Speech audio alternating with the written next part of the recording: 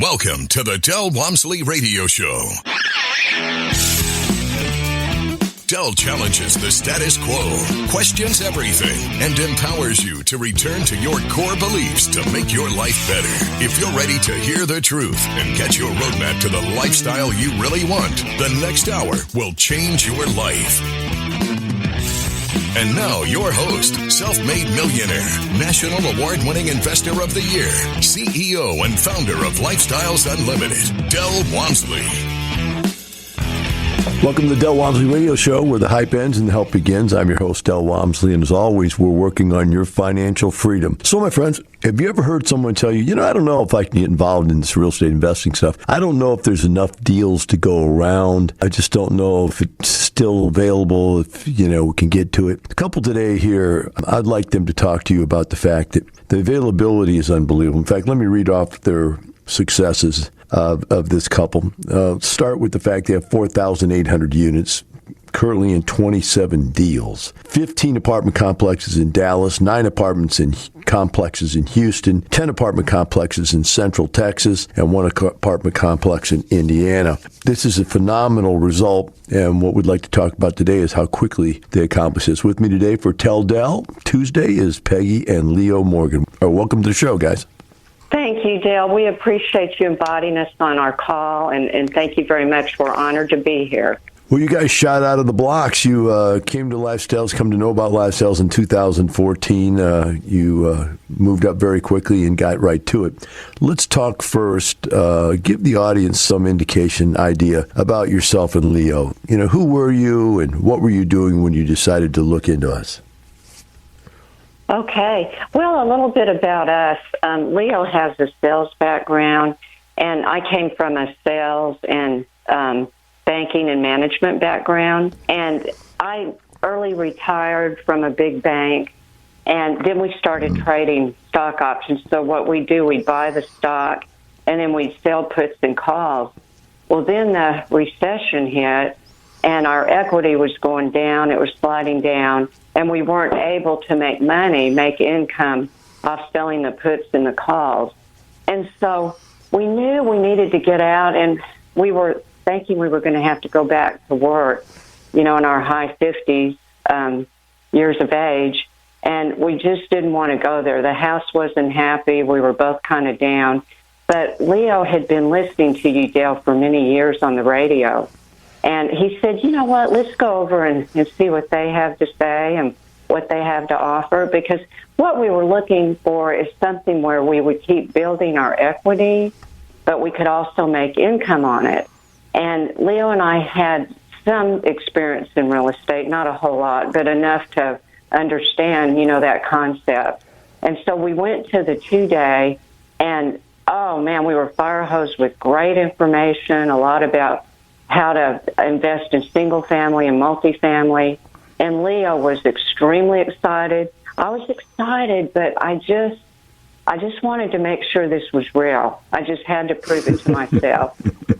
And it was during the holidays, the Christmas holidays, and he was ready to go. He's like, let's sign this document. You need to do this now. And he was pressuring me a lot, and I don't blame him because he was really excited, and he got it. He could tell that what was being said was real and was correct.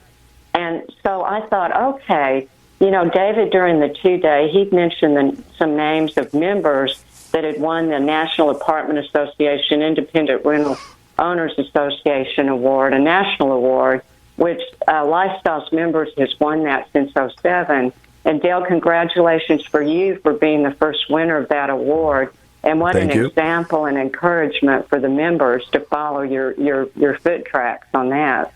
Well, okay, so I saw the names on Lifestyle's website that David had talked about in the 2-day training, but I still wasn't convinced because I thought, this is Lifestyle's website. This is who I'm checking out. So I decided to go on the National Apartment Association website and check and see the members' names that had won these awards, and they were there. And I thought, wow. So I went back to Leo, and he was just jumping for joy. Oh my gosh, we're gonna join. We're both into it. And so that's when we made the decision to sign up and join Lifestyles. So when you came in, and you took the 2-day. What was the most interesting thing, or I think a better way to put it, well, I like to ask people, is what was the light bulb moment for you that said, boom, that's it, that's what makes sense, that's what we've been missing?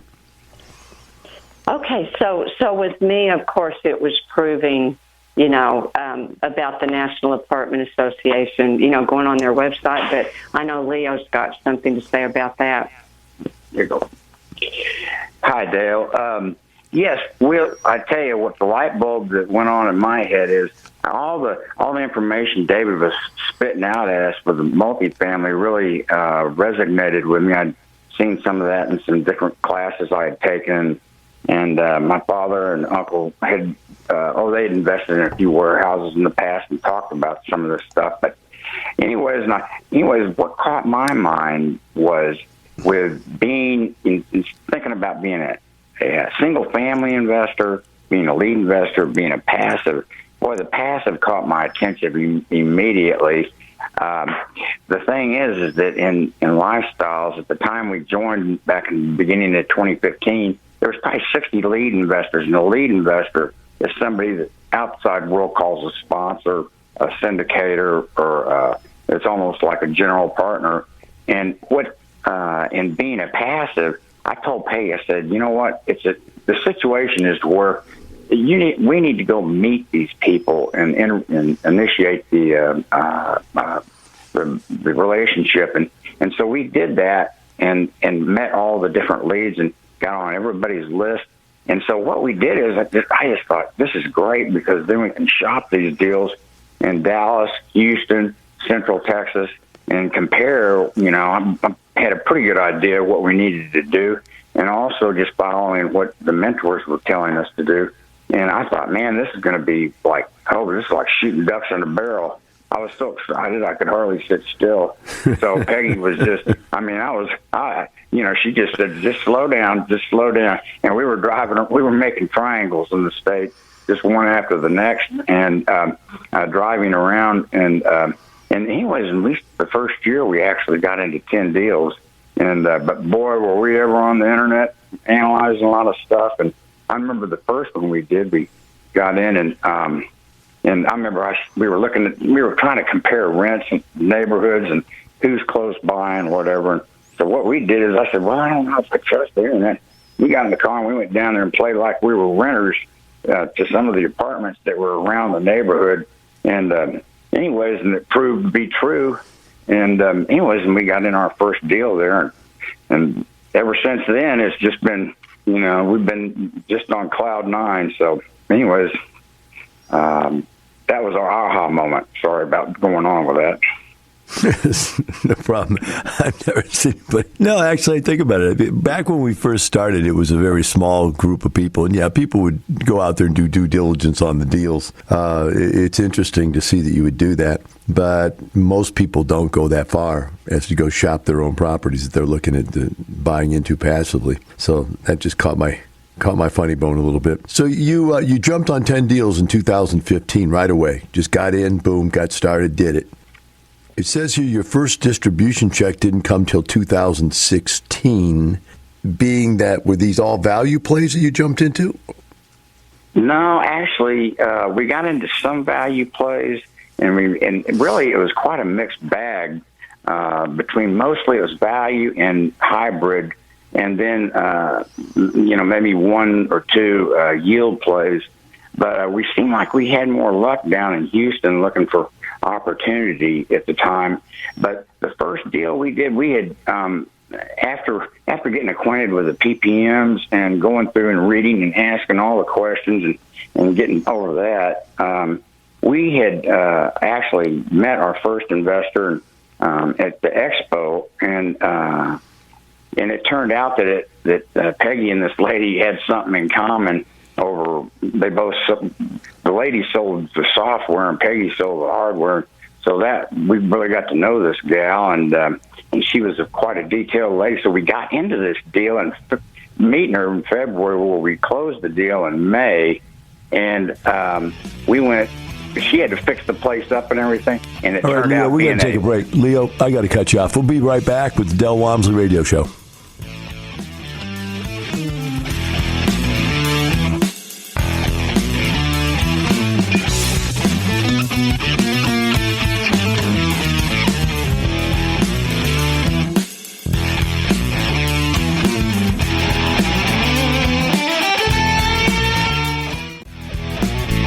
Welcome back. Now here's some more unconventional wisdom to set you free from the man on a mission to retire America, one person at a time, Del Walmsley.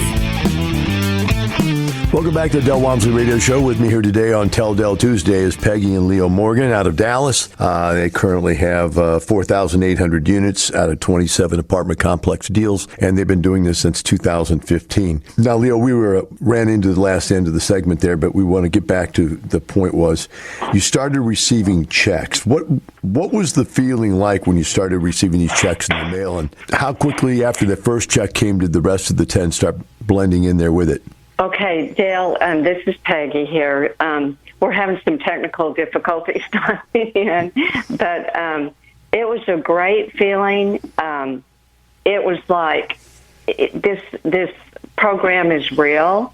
Lifestyles is training its members to be lead investors, and they are able to produce income for the passive. So that definitely was a milestone moment for us.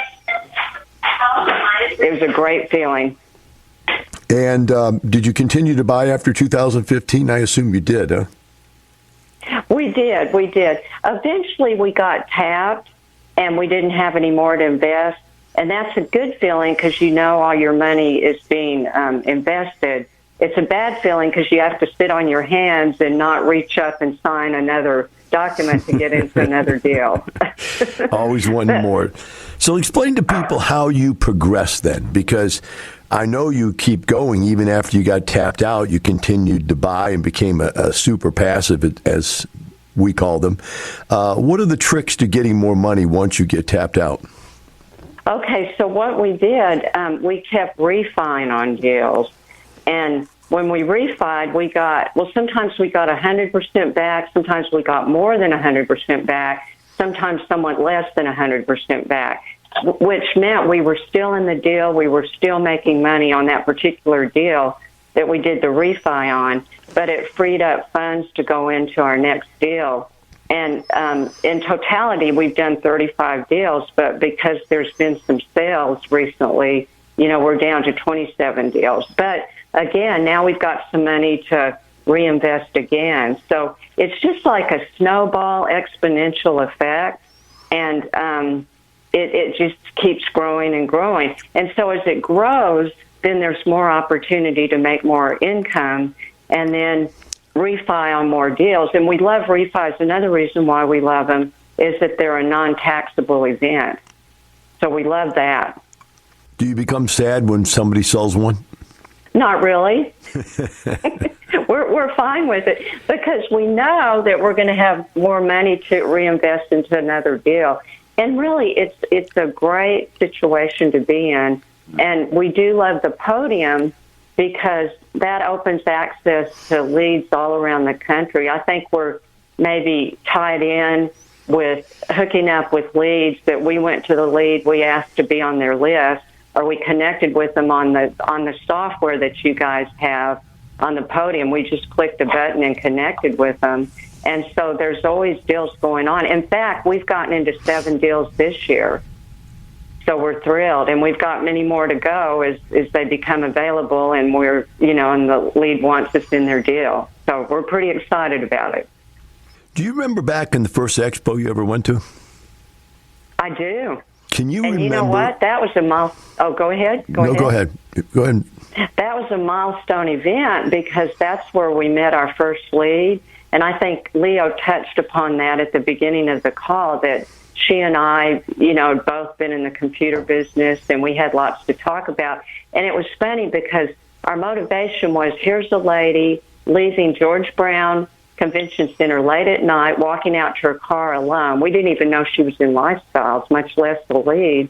And so we walked her to our car, and we started talking. And she was real concerned, wanting to get the accounting right and get with her CPA and make sure she was doing just perfectly right for her passives. And we thought, oh, my gosh, this lady's a lead, and she's really, really caring about getting things right for the group, for her partners. And so that was in February 2015. We got into her deal in March of 2015, and then the deal closed in May of 2015. So we'll always remember that expo as the first lead that we hooked in with and got into their deal. I'm going to take you back there before you met her, okay, because that was a good opportunity. But let's talk about going there and seeing thousands of people all doing the same thing and hundreds of leads out there offering up opportunities. Did that not help solidify your belief that this was real?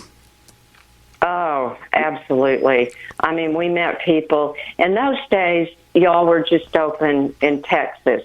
The offices were just in Texas, and we just met people from all over Texas. Now we meet them from all over the nation when we go to the expo. But it's just, and another thing is, Dale, you're real. I mean, you're there at the expo, you're hands-on, you talk about your story, you shake hands, you meet people, you give the state of economy address. And it's not like one of my fear factors for joining was that these firms that meet with you in hotels and they sign you up and you pay, your money and they promised all this training and you never see them again. But this was brick and mortar. It was the real deal. So, yes, we loved it. Plus all the education. I mean, you can pick and choose. Plus we got to talk to you. Yeah. Oh, Leo, are you back? I'm all the way back, yeah. They let me in, and we got to talk to you, and that was for real. That was great, So. Well, Leo, my wife has said repeatedly she thinks that I should just get a giant cardboard cutout of me and stick it at the expo so people can stand next to it and take pictures, and then I don't have to talk and shake hands with everybody. Dale, that sounds like the easy way out. Yeah, man, you can have all the girls up there standing up there next, saying, "Hey, here's my boyfriend. Here's a picture of you." And you'd be like the guy's Elvira poster. But man, I'll tell you what though, this last expo, I thought to myself, you kind of wonder about this stuff, and think, okay, I shook over 500 people's hands, right? Going, if I don't come down with COVID after this, then I don't think I even believe there is such a thing as COVID. I don't mean to be callous, but it just, I was like thinking, this is going to be it. You're going to die. This is going to be the year. And I predicted my whole life I'd die at age 65, and I'm going to be 65 this month. And I thought, that's it. That's how you're going. You're going down at the expo, shaking hands, kissing babies. It's going to happen. Hey, that's what happens when you eat all that good food and exercise, Uh-huh. I know you're not a weightlifter anymore and competition, but you're in still good shape. So yeah, you have to go some way, right? Everybody's got to go some way. So we continue to grow this snowball. It continues to put off income. And then voila, one day you're sitting around analyzing your monthly income. And what happens?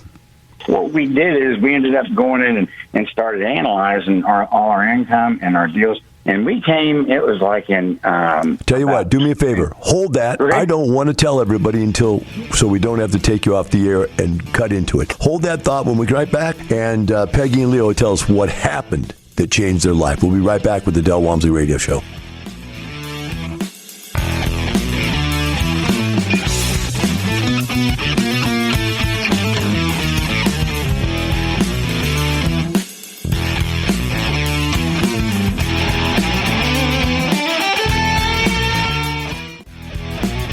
Welcome back. Now here's some more unconventional wisdom to set you free from the man on a mission to retire America, one person at a time, Del Walmsley. Welcome back to the Del Walmsley Radio Show. Here with me on Tell Del Tuesday is Peggy and Leo Morgan out of Dallas, Texas, currently with 27 apartment complex deals after selling off 8 of them, 4,800 units if you're just tuning in. And as we were going to go to break, they were going to talk about a very interesting point in their life that occurred as they were going through and analyzing their monthly cash flow one month. They came to a realization, and I didn't mean to cut you off, but that happens in radio. So let's go ahead and share that with people now that you have time to fully explain the feeling. All right. Well, we were going through and analyzing our income and expenses, and what we came to the conclusion was this is like in about 2.5 to 3 years later after we started, we ended up having it where we had our income from distributions from our income exceeded our expenses. And we, it was a great feeling to know that you got more money coming in than you do going out. And it was just, and the future looked bright from there. And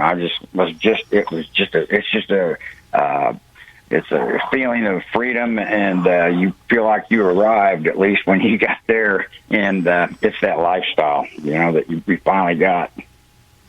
So, Peggy, you had been retired, and Leo, had you already been retired also when you found out you were now positive, cash flow positive? Yes, sir. Okay, so we've come to this point. Now, I want to make this clear because someone might be listening, might not be able to make this distinction, and I don't know it either until we hear from you, but was that cash flow positive on just your distribution checks? That's not counting the money you're refinancing or selling and getting and plowing back into the deals. Am I right or wrong on this?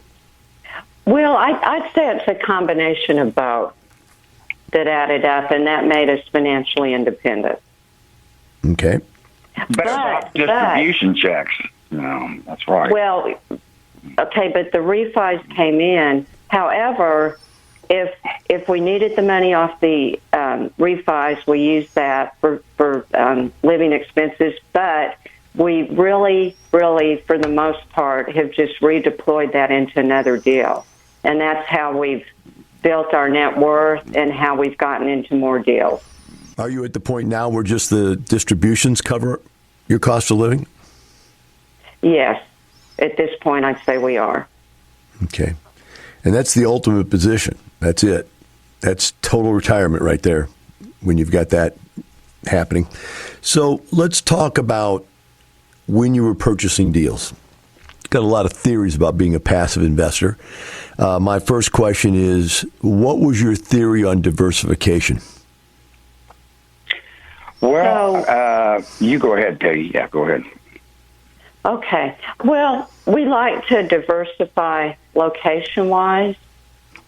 We like to diversify by, at this point, putting in, a fair amount of money into the deal, but not a big amount into deals. And what I mean by that, when we first got in, we were just putting in large chunks in every deal we got into, but now we've tapered that down.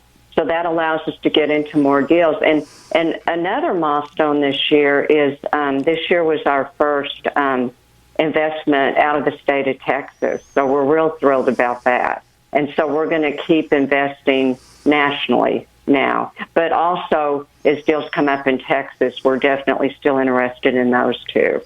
Yeah, now that's an interesting twist, isn't it, that you can go out there and diversify into other states, allowing you to realize that, hey, there could be a tornado in Texas that hurt you, if it blew out all the apartments in Houston or Dallas.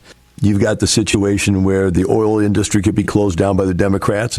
That could hurt you in Houston, et cetera, et cetera. So by being diversified amongst different states, those major industries generally don't cross all borders like that. So I think that's an interesting point of view. You have plans to do more national investments? We do. So, yeah, we're looking all over, wherever it makes sense for what we're looking for, then, we'll invest, whatever state it is, and including Texas. Now, did you diversify at all, or what was your thought about whether you wanted to do yield plays or value plays? Well, when we got in, we were really focused on yield plays because we were looking for income. But it's kind of interesting because the first deal we got into with the lead that we met at the expo, it turned out to be a value play. So it wasn't even a yield play. But it seemed like it kind of took care of itself because I think invariably, the leads will talk about something being a value play or a yield play, but you just don't know till you get in there and you really learn that property and you see what's going on. And it turned out that most of them were hybrids, so we were getting income, but then at the end we also got an equity gain. So at this point, since we've got plenty of income, we don't really care whether it's a value play or a yield play, just if we like the deal and we feel like the numbers work and we're going to either make money now or ultimately make it in the future. All right, let's talk next about the decision to invest with and or diversify your investments between beginner leads and experienced ones. And I want to set just for the listening audience what the difference would be. In our group, a beginner has to take a smaller amount of compensation to be the syndicator or the lead investor, as we call them, and that is allowed to go up in each deal until you hit the peak of after the third deal, in which case there is a limit, a maximum. So there's a lot of theory behind the fact that beginners tend to take less out of the deal, and they're more excited about getting the deal done because it's their first one, and they're more afraid of doing it wrong, so they spend more time with their consultant. But then there's always but the pros are the pros, and they've done it over and over again, and they know what they're doing. So how did you see that argument back and forth as to whether or not you should worry about if they're a beginner or intermediate or advanced? Or did that even matter to you? Yeah, well, no, it definitely made a difference to us, and we discussed that, and we both evaluate people's personalities. Peggy's much better at it than I am, but we look at them, and we get in with people who are at least have done the second time, because you still have a low override, but also they've proven themselves. And also, though, there are some leads that when we get to know them and meet them, like we have one in particular I met, and this guy had been in real estate for 35 years, and he'd done brokerage, but he knew nothing about owning a property. And I remember I was with this guy, and he didn't talk a whole lot, but he had a real nice wife, and we were out on a road trip, and I asked his wife, I said, let me ask you a question about your husband. I said, how can you describe your husband? And she said, he is very thorough. And so, anyways, as we got to meet this guy further and saw his accolades and all his great accomplishments in life, we took a chance and got in with him, and he did absolutely outstanding. And but a lot of times we do go with the second timers, and it just depends, really. We do interview people and try to get to know them, and Peggy's a lot better at it a lot of times than, you got to look at their communication skills, their what have they done in the past, that makes them into a superstar or not a superstar. And anyways, it just varies. It's such a subjective subject. So in doubt, we just stay away from it. All right, let's talk about, and we've only got a minute to go on this one, let's talk about diversifying between small deals and large deals and medium deals. Do you have any thoughts on that? Well, I'll tell you what, at this point, we don't like them definitely too big, that's for sure. And from 200 or 300 down, depending upon the lead, we like those. They've really turned out to be really good. But also, nowadays, we're looking at anything and having more opportunities, finding more of these mom and pops that are leaving everything open that are smaller, like 50 units and under. And if we feel confident the lead can do it, then we will invest in the deal. And so anyways, it varies also there. But we don't like anything 400 and up. It just gets to be like cities and stuff. And it's just, it takes a while to get the properties rehab. So we just like to keep it in the mediocre 200 under, range, somewhere in that area. Gotcha. All right, we're going to take a short break now. When we come back with Peggy and Leo, we're going to discuss the social ramifications of being in this program and retirement. We'll be right back with the Del Walmsley Radio Show.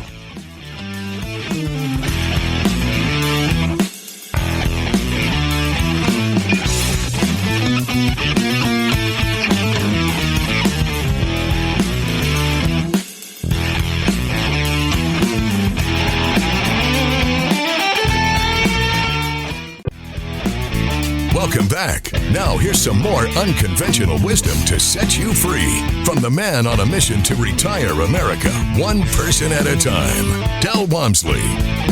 Welcome back to Del Walmsley Radio Show. With me here today on Tell Del Tuesday is Peggi and Leo Morgan out of the Dallas market. Peggi and Leo currently have 4,800 units under their belt. That's 27 different apartment complexes. They've been doing it since 2015. Well, they were retired before they started investing, but they totally replaced their cost of living by 2018 and have been growing their nest egg ever since. Guys, the next section here, I'd like to cover a couple of personal aspects about this change of dropping into lifestyles, because, you know, becoming a member of Lifestyles may or may not be a social event. But for many people, it becomes a social event because the people that you hang out with are probably the only ones that do the same thing you do. So let's start first with when you first decided you were going to do this, did anybody give you any grief about doing this? Oh, yeah. It was fraud, and we were going to go broke. And the way I felt about it, how do these people know this? Have they checked it out? Have they gone to your class? Have they invested in some deals that were trained by Lifestyles, some members trained by Lifestyles? So we just didn't worry about it and went forward. And we also know sometimes the person that goes out, steps out, has faith, gets training, does well, and most of the people don't ever do that. So we decided we were going to be in the crowd that was working on building our net worth and having peace in retirement and going forward with it, with an ethical company that trains us and mentors us on how to do this type of investing. Now that you've been members for a while, have other people been interested in what you did?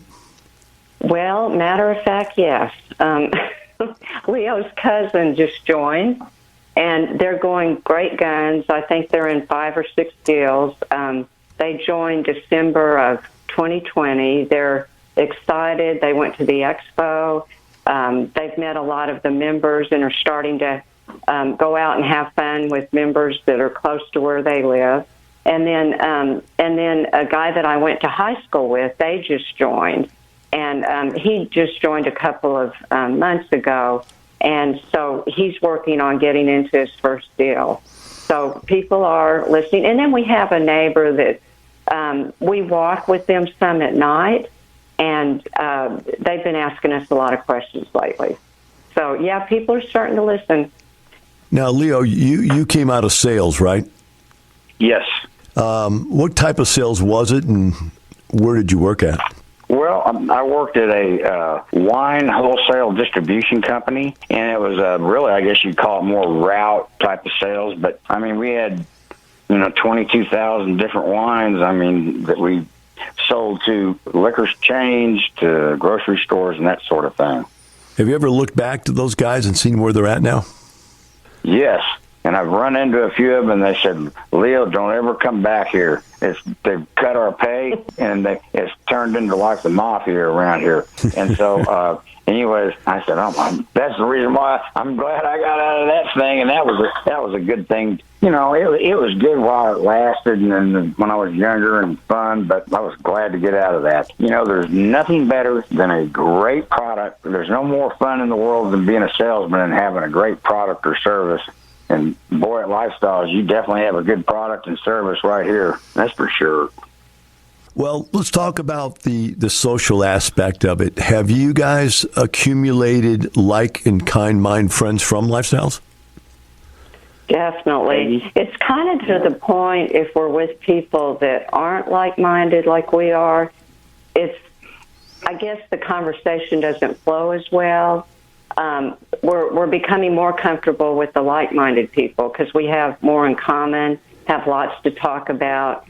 People are excited about everything, the investments that they're in.